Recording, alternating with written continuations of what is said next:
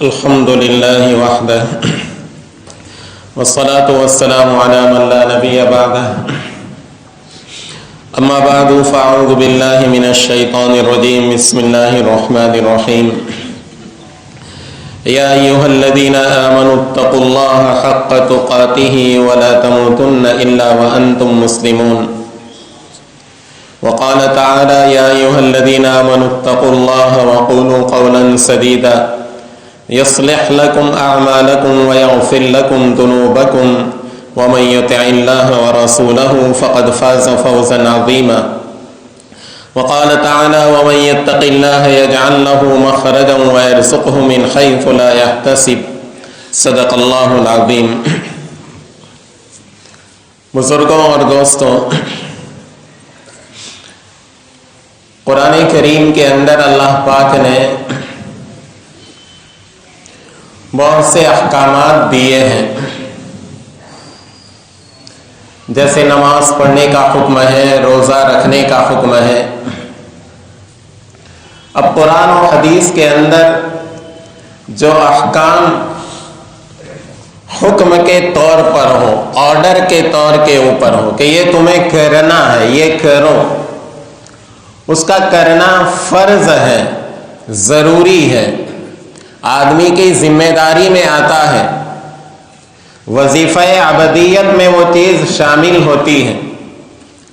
آدمی کو اس میں کرنے نہ کرنے کا اختیار نہیں رہتا ہے، بلکہ اس پر عمل کرنا ضروری، گویا اس میں کوئی اور آپشن ہے ہی نہیں، بلکہ اس پر عمل کرنا ضروری ہے۔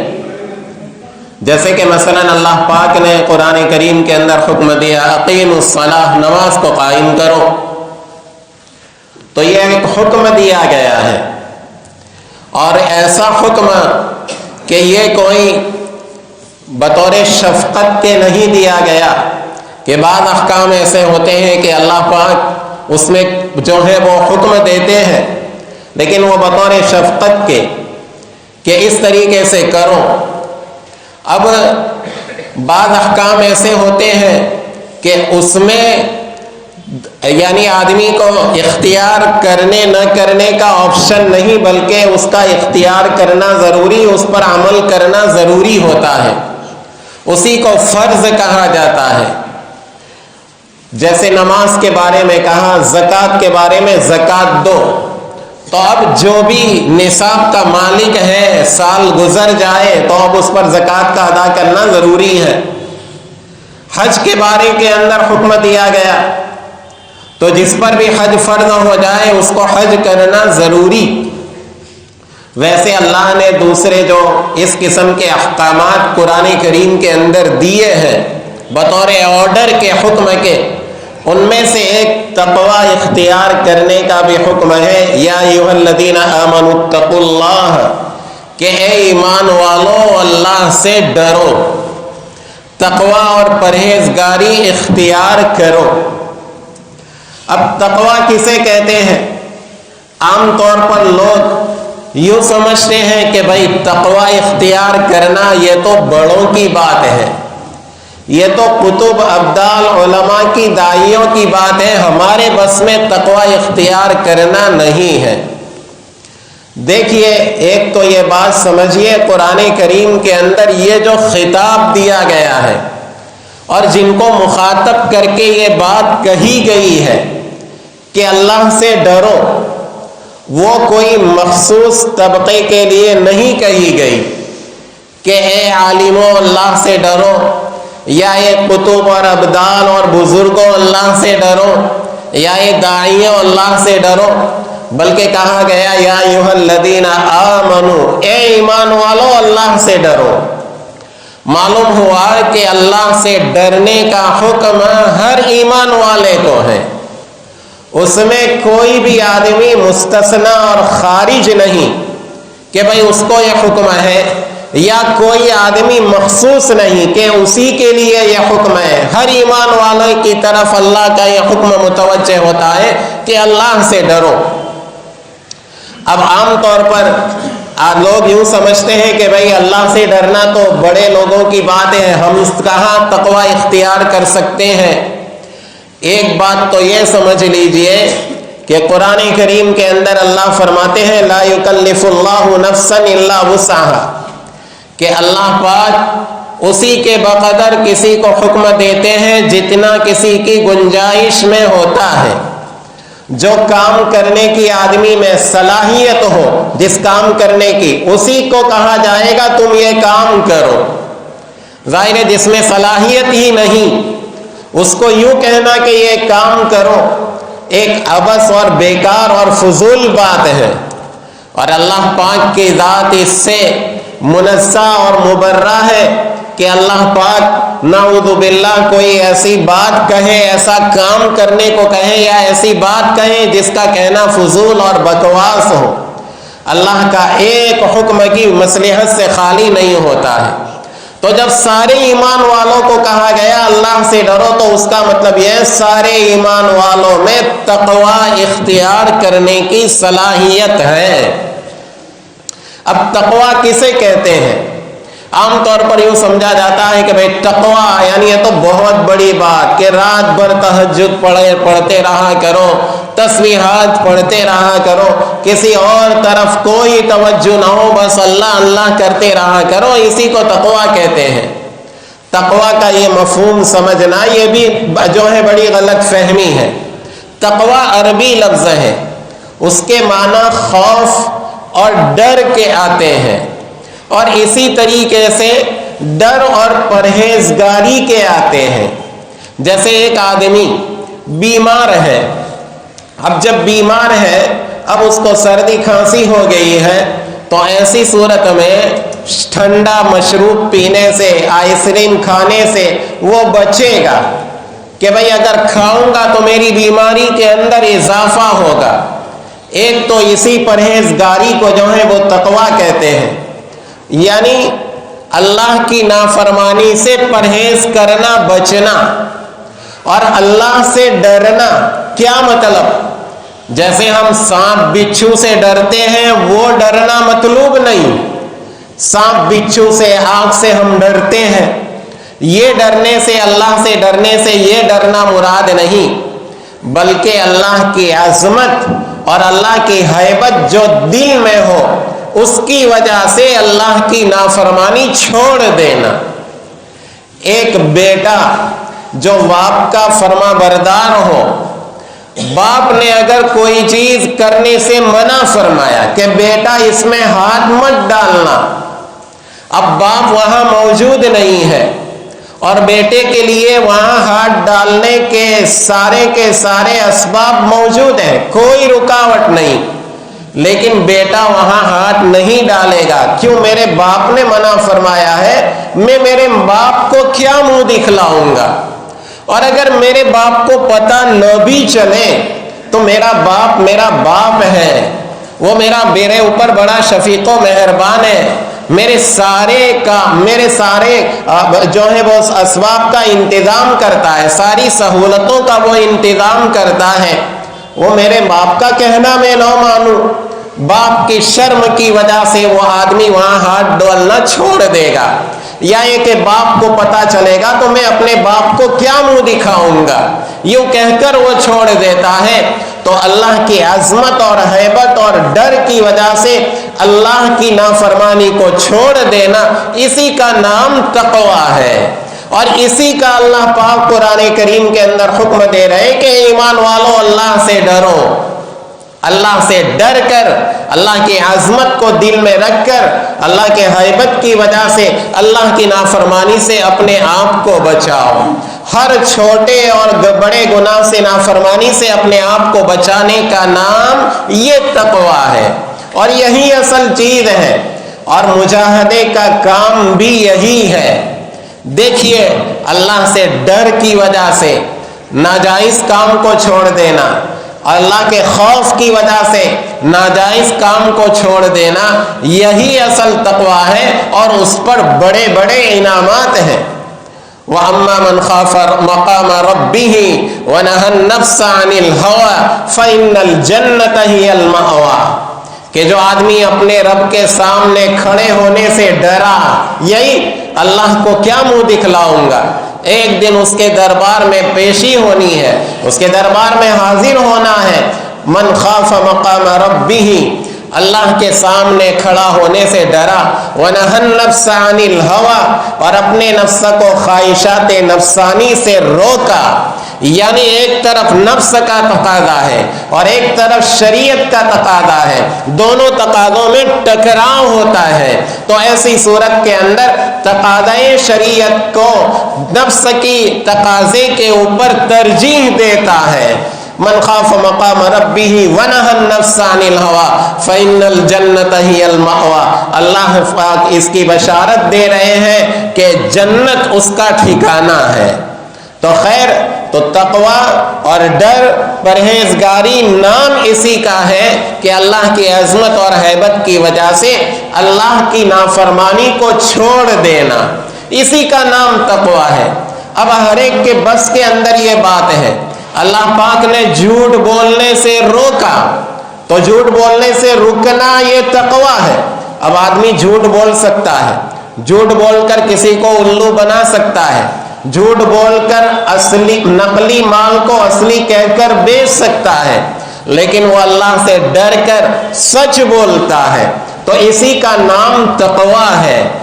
اور اس کے بڑے بڑے فوائد قرآن کریم کے اندر اللہ پاک نے ذکر کیے ہیں، بس تھوڑا سا نفس کے اوپر کنٹرول کر دینا ہے کہ جہاں پر نفس کا تقاضا ہے لیکن شریعت کا تقاضا اس کے خلاف ہے، میرا جی چاہتا ہے کہ میں یہ مال کے اندر جو ہے اس کو بیچ دوں، اگر تھوڑا سا جھوٹ بول لوں گا تو بڑا فائدہ ہو جائے گا، بڑا نفع ہو جائے گا، لیکن میرا اللہ مجھے دیکھ رہا ہے، میری بات کو سن رہے ہیں، اور اللہ کی نافرمانی میں کروں گا نہیں، چاہے ظاہری طور پر منافع کم ہو یا دنیاوی نقصان ہو رہا ہے، میں جھوٹ نہیں بولوں گا، تو ایسے اس کا نام جو ہے وہ تقوی ہے۔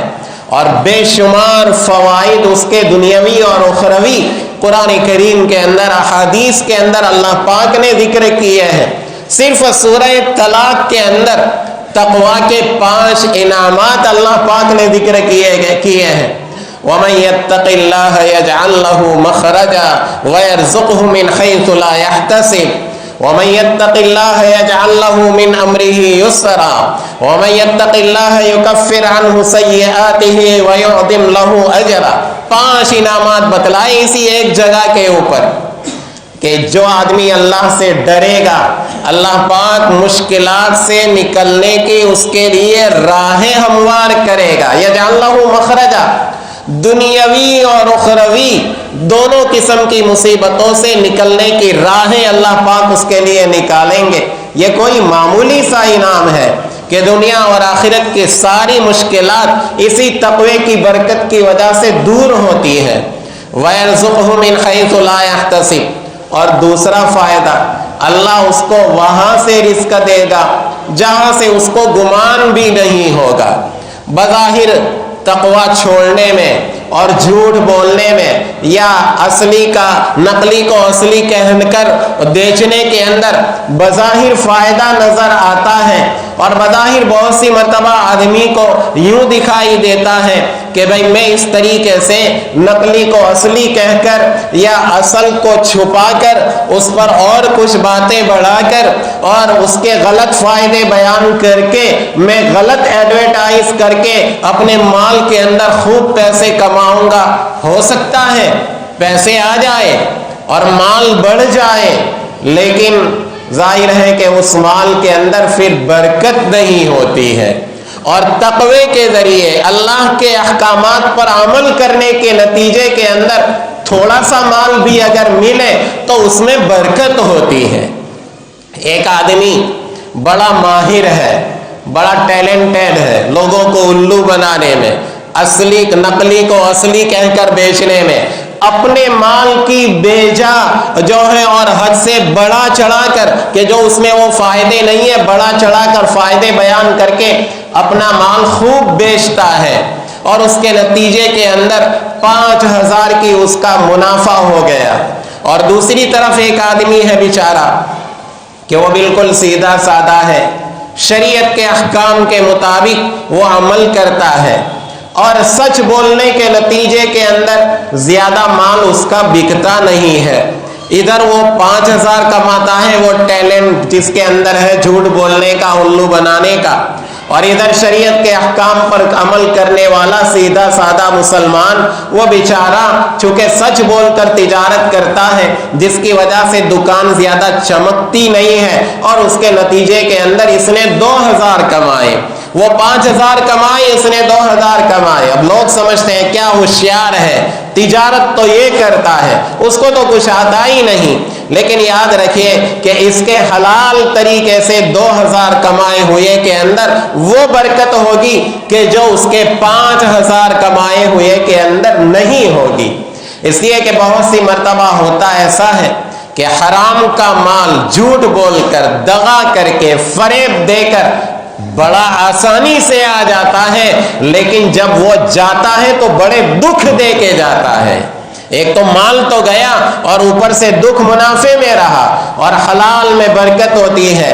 بہت سی مرتبہ 5,000 حرام طریقے سے کمائے ہوئے کہ وہ جو ہے وہ اس کے کام پورے نہیں ہوتے 5,000 میں، جو حلال طریقے سے 2,000 کمائے ہوئے کے اندر پورے ہو جاتے ہیں. یجعل لہ مخرجا ویرزقہ من حیث لا یحتسب. ظاہر 5,000 کمائے لیکن 6,000 خرچہ ہو گیا، اور اس نے 2,000 کمائے لیکن 1,000 خرچہ ہوا، تو ظاہر ہے کہ ہاتھ میں باقی 2,000 والے کے 1,000 رہے اور اس کے 6,000 چلے گئے، تو 1,000 کا گھاٹا. یرزقہ من حیث لا یحتسب. اللہ اس طریقے سے برکتیں دے کر بھی رزق کے اندر برکت دے کر مال کو بڑھاتے ہیں.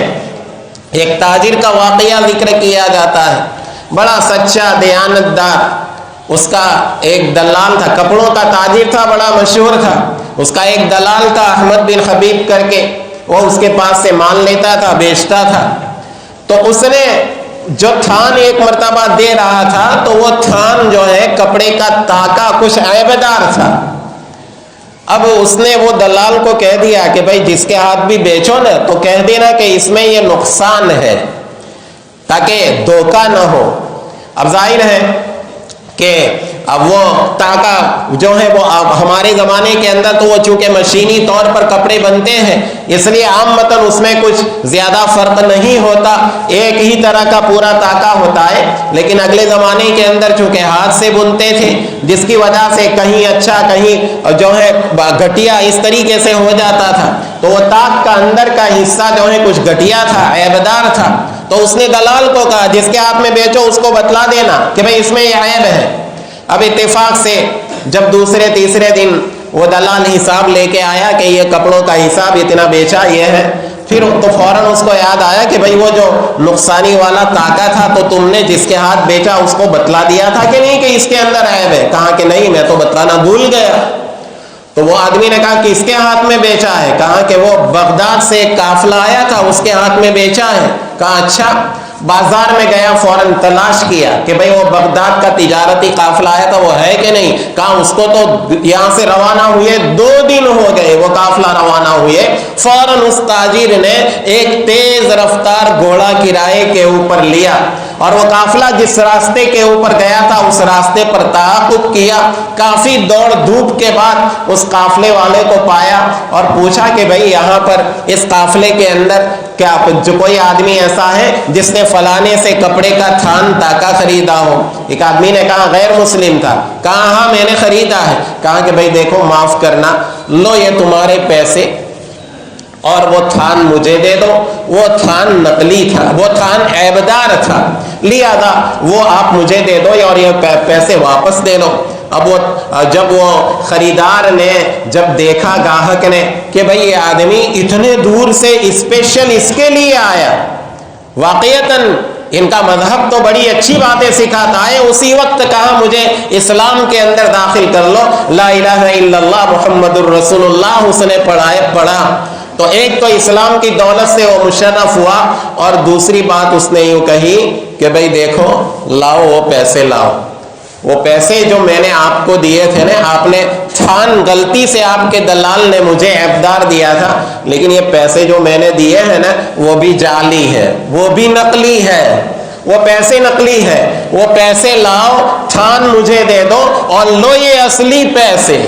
تو دیکھیے یرزقہ من حیث لا یحتسب، اگر اتنی دوڑ دھوپ کر کے اصل گاہک کو تلاش نہ کرتے، نقلی پیسے ان کے ہاتھ میں آئے تھے، اللہ نے اصلی پیسے ان کو دلائے، اور ان کے اس امانت داری کے نتیجے کے اندر ایک آدمی کو ایمان کی توفیق مل گئی. یرزقہ من حیث لا یحتسب، اللہ وہاں سے دیتا ہے جہاں سے بندے کا گمان بھی نہیں ہوتا. اور ایک فائدہ یہ بتلایا وَمَن يَتَّقِ اللَّهَ يَجْعَل لَّهُ مِنْ أَمْرِهِ يُسْرًا، کہ جو آدمی اللہ سے ڈرے گا، اللہ سے ڈر کر گناہ کو چھوڑے گا، ایمان و طاعت اختیار کرے گا، اللہ اس کے سارے کاموں میں آسانی پیدا کرے گا. وَمَن يَتَّقِ اللَّهَ يُكَفِّرْ عَنْهُ سَيِّئَاتِهِ، چوتھا فائدہ کہ جو آدمی اللہ سے ڈرے گا، ڈر کر گناہ کو چھوڑے گا، تو اللہ پاک اس کے سارے گناہوں کو معاف کر دے گا. اور پانچواں فائدہ وَيُعْظِمْ لَهُ أَجْرًا، کہ اللہ پاک اس کو بہت بڑا اجر دے گا.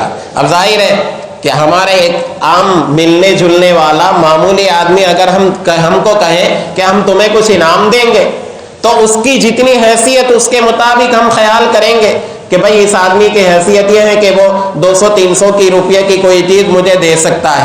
لیکن اگر وزیر اعظم کہے کہ ہم تمہیں انعام دیں گے، بادشاہ کہے، تو پھر آدمی سمجھے گا کہ بادشاہ کے خزانوں میں تو کوئی کمی نہیں، بڑا انعام ملے گا. اور جب بادشاہوں کے بادشاہ احکم الحاکمین کہہ رہے ہیں یعظم لہ اجرا، اللہ اس کو بہت عظیم اجر سے نوازے گا، تو اس اجر کی عظمت کا کیا اندازہ ہو سکتا ہے. اللہ پاک اپنے فضل سے ہم سب کو اس پر عمل کی توفیق عطا فرمائے. وآخر دعوانا الحمدللہ.